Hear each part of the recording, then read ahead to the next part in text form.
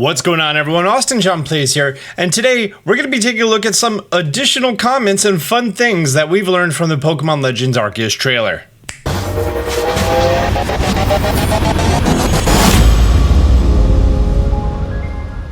This video is actually dedicated to you guys. I can't say this sincerely enough. In my video that I put out going over 35 things that you missed, yes, I know it was a very quick and 39-minute video. There are so many fun little things that you guys put in the comment section that I feel like it gets its own video and it's dedicated to you guys, because I've literally read about a bunch of things and a bunch of things that you guys have pointed out. By the way, great pause face right there, Austin. Good job. Is that really the first frame? Okay, that's better. That's better. I actually just played through Pokemon Pearl on my Twitch channel, twitch.tv/AustinJohnPlays. I beat the entire game. I beat Cynthia being underleveled by about 16 levels. I was level 50 and not a lot of potion spamming, so proud of that. What the f do you mean it has gears? A player could switch between 3rd and 4th gears by pressing B. 4th gear is faster than 3rd gear and allows player to ride up muddy slopes and jump further from bike ramps. I've been holding B, because I thought it worked like the shoes.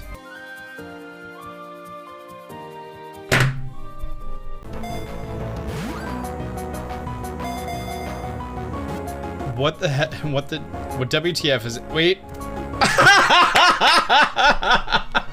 Should have believed in him all along. All along. Yeah! Guys, originally the plan was when it had that little bit of health left, I was going to switch to Infernape because I still have Mach Punch on there, which is a fighting type quick attack, and that would have been super effective.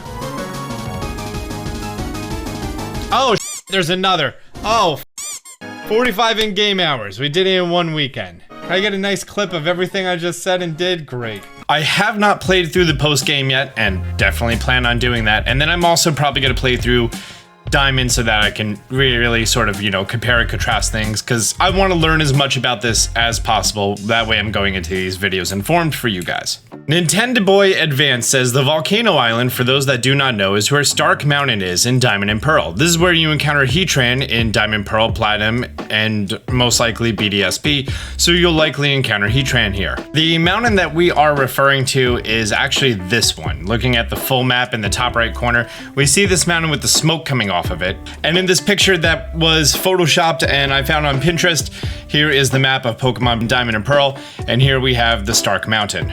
So it makes a lot of sense of this entire geography. We have this one small mountain off to the side where later on the survival area, the fight area, and the resort area would be. Again, didn't play the post game yet, so that's where I have yet to go. Yogurt says, I'm guessing the 3 lakes with the rocks are the 3 lakes in which you find the Lake Guardians. This comes to the fact that I literally just played Pearl, and I didn't really know that the Lake Guardians were that much of the story, but they in fact are. So we have one lake down here, right next to Jubilife City, which we know that Jubilife Village will become Jubilife City, and it does make sense that we have this one lake here. We have Lake Valor being located between Veilstone, Pastora, and Sunny at the bottom right of the map, which I guess would be over here at the bottom right of the map.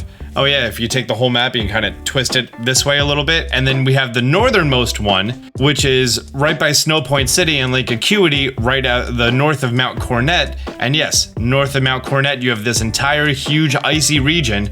And then boom, there's the one last lake over there. Huh, look at that. In this one scene here with Basculegion going in one of these lakes, we do see this rock here, and this rock actually could be a cave in which one of the Lake Guardians resides, so definitely could be a thing, because at the middle of each lake in Diamond and Pearl is that one very small island and the one very small cave inside of it, so yeah.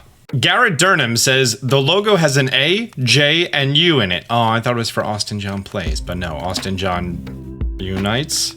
The region where the 3 starters come from, Alola, Johto, and Unova. Pretty cool detail. I believe they're referring to the logo of the actual Galaxy research team or Galaxy team.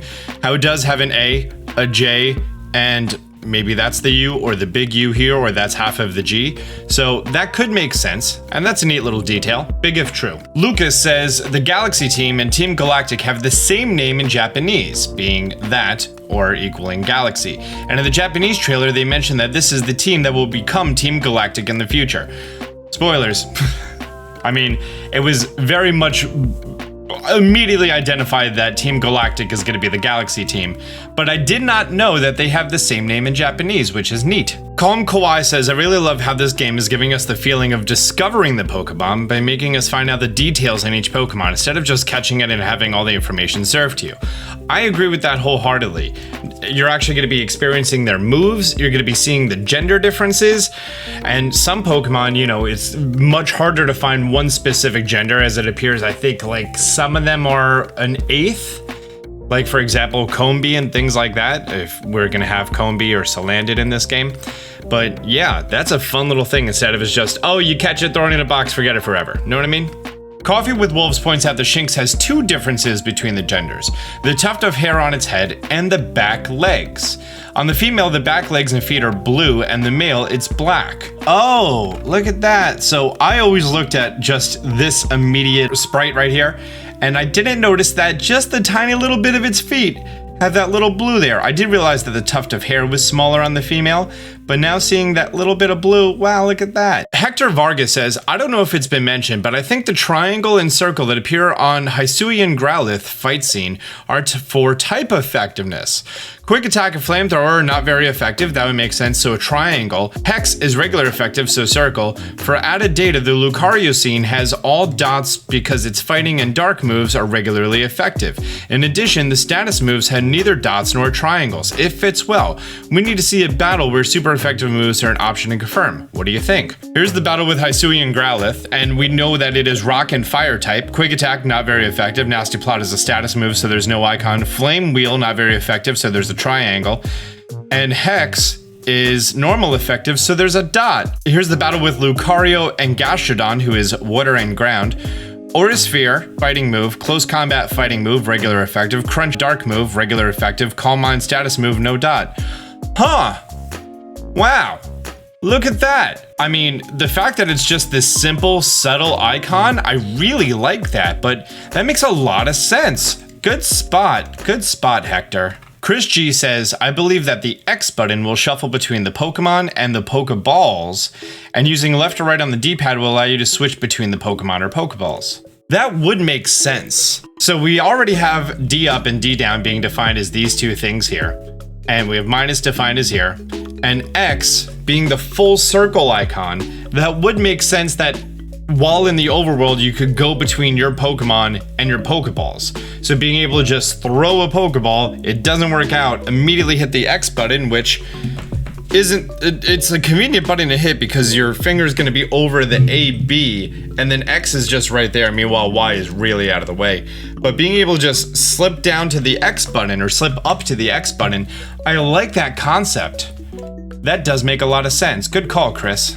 A lot of people have commented on what these 3 specific icons could be, but MapVector EX says, I think the minus button could let you access your Pokemon to throw out, as the icon looks like a primitive version of the box with Pokeballs inside. And now looking at it, there are 3 icons, and if this is going to be of the same sort of, playthrough demo as before, we saw that the player had 3 Pokemon. Maybe it actually corresponds to how many Pokemon you have, and there's a total of 6, because there's clearly room for 3 more below it.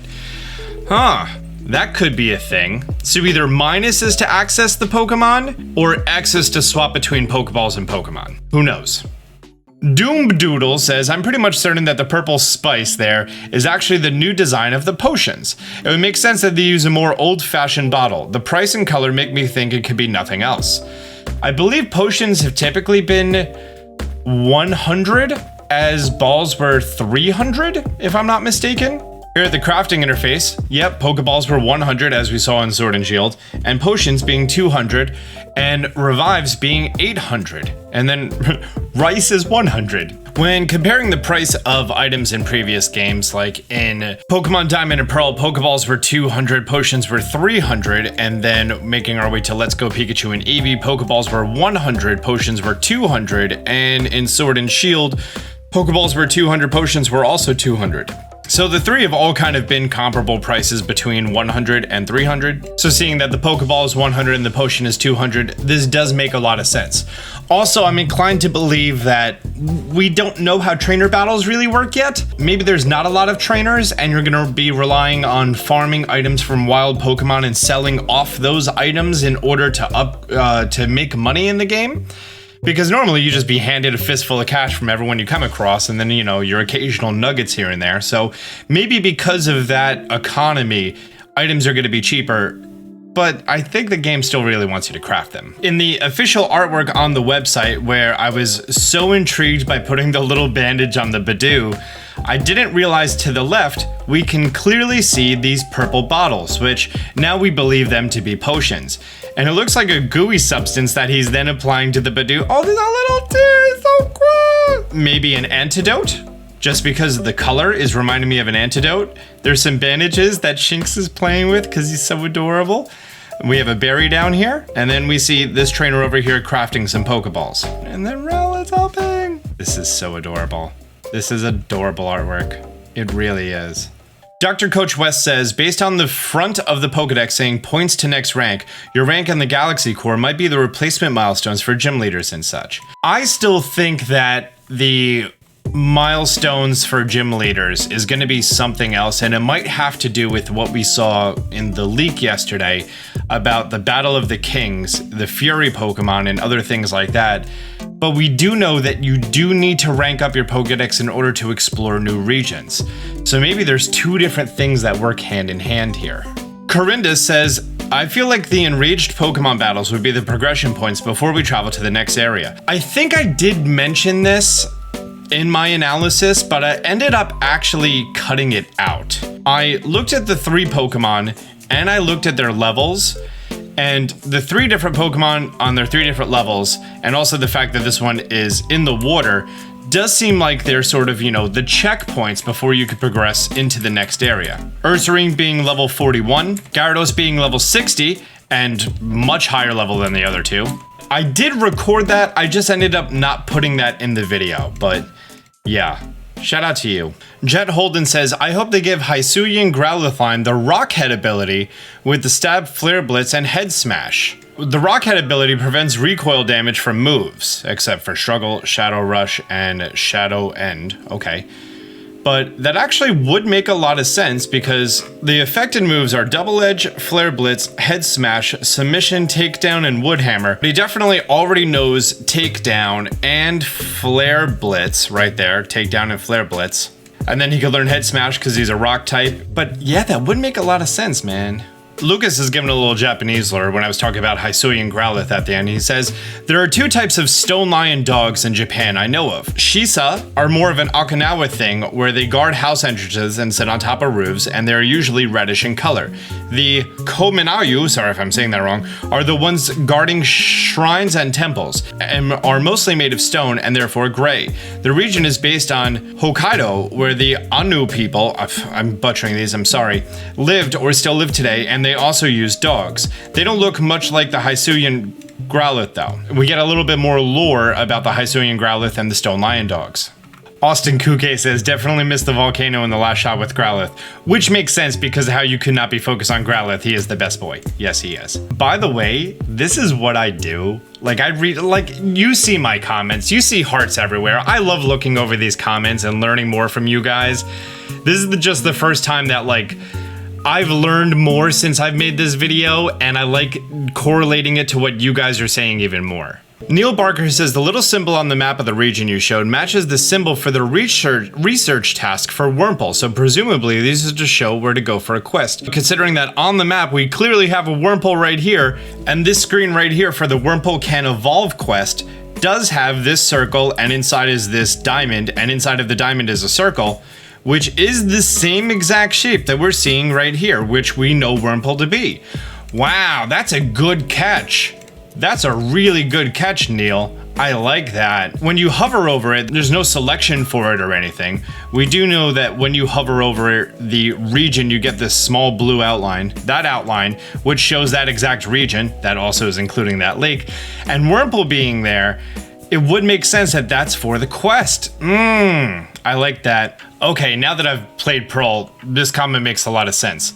Phil N says, the Akala region looking area with lots of autumn trees and ruins seems to be the Solaceon area of Sinnoh. This is where the home of Unknown is, as well as the daycare. Solaceon City is right here, and the right half of Solaceon City has a whole bunch of areas you could hop down in one small cave, and that's where Unknown is. And looking at the giant map, in what would be kind of about that same area, you have all of these ruins. And it makes sense that that correlates with the locations of the Unknown. If you look at this lake and this lake, it's directly in the middle, a little bit to the right. If you look at this lake and this lake, it's directly in the middle, a little bit to the right. Perfectly adds up. Phil then goes on to talk about the location of Mount Coronet, Spear Pillar with Arceus, and the volcanic island, which we've covered in previous comments. Looking at the map and region in general, this feels very inspired by the famous painting series of ancient Japan, 36 Views of Mount Fuji. I know about Waves Over Kanagawa. I have a t-shirt of it. Oh yeah, especially in this art style. That definitely makes sense. And they're going for like the old Japanese painting style. Yeah, I mean, come on. Come on. Especially with the vertical labels everywhere. Good catch. Good catch. I hope someone makes 36 views of Hisuian. Hannah Ward points out, I'm still giggling over them naming ancient Sinnoh Jade. And yes, using Google Translate, Hisui translates to Jade, which you have Diamond and Pearl, and then you have Platinum, which is a more modern metal, and you have Jade, which is an ancient mineral like diamonds and pearls. Wow. Wow, wow, wow, wow, wow. I feel like this makes even more sense for the BDSP underground area where you have that Jade Charizard and the Jade Venusaur, which someone pointed out maybe references to the fact that on the DS, you could put in Fire Red or Leaf Green and get specific Pokemon showing up. Huh, that's neat. Michael is the first person to point out this. I'm really wondering if the starters will have Hisuian final forms from training and growing in this region, especially since they've yet to show the final starter forms of Oshawott, Rowlet, and Cyndaquil in this game. Huh. If they haven't shown the final forms of Oshawott, Rowlet, and Cyndaquil, this could be an opportunity for them to implement something like an alternative starter effectiveness. Because we know the fire is super effective to grass, grass to water, water to fire, but they could also go in the reverse direction. And I think they've either done this or tried to do this with previous generations, but you could have it reverse. And honestly, if Samurott's in here, either they're going to lessen up on the whole samurai thing or they're going to double down on it, which means that we could have Fighting Steel Fairy as part of this. Rowlet is a ghost type when it fully evolves. Cyndaquil remains pure fire. Oshawott is pure water. So maybe Rowlet is stripped of its ghost type, or they double down on this. Or the three are just not related at all. You know, we could have alternative final evolutions or not. There was one other thing that was brought up, and I don't remember exactly where, but it was about this scene right here, that you have Crobat fighting this Gyarados. Crobat is a flying type, so it makes sense. Could you only use flying types or water types to battle Pokemon in the water? Like, what happens if you send out a Rhydon or literally anything that isn't flying or water? What would happen? So I'm kind of interested what we would experience then. You know what I mean? Oh, just found the comment. Nico said it.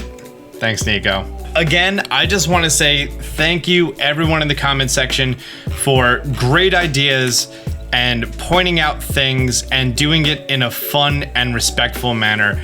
I truly believe that I have one of the best comment sections here on YouTube, and I thank all of you guys for that. Without you guys, it would be chaos and destruction in the comment section. And the fact that people are upvoting and liking the comments that, you know, they find the most interesting and helpful, really fantastic. So again, thank you so much for making up my entire community, and I appreciate every single one of you guys. If there's even more things that we missed from the Legends Arceus trailer, be sure to leave some comments down below. We could do as many follow-up videos, as many interesting things that we find. If you're new to the channel, be sure to hit the subscribe button. And if you found this video helpful, be sure to hit the like button down below. And if your comment was highlighted in this video, definitely hit the like button.